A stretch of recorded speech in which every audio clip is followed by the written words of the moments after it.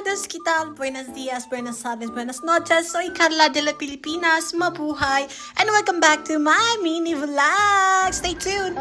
Sinabihan ko na lang si Ivor na dito na kami maligo sa may malapit sa amin. Kasi doon ang layo-layo mga bakla at paggabi na. At dito ayun na nga mga bakla, nag-imot-imot na ako sa dagat as you can see. At ang aking paa ay naging negra na. Kakaligo namin sa dagat.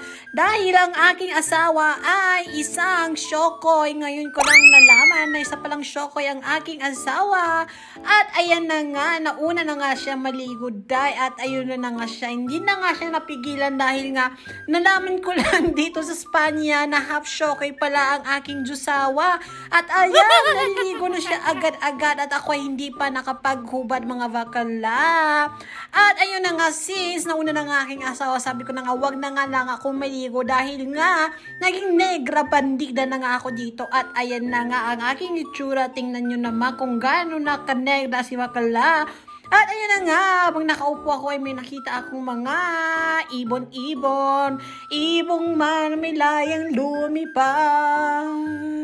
Kulungin mo man ay iiyak. Ano raw iiyak? And that is for today's video. Thank you so much for watching, guys. Follow for more. Adios!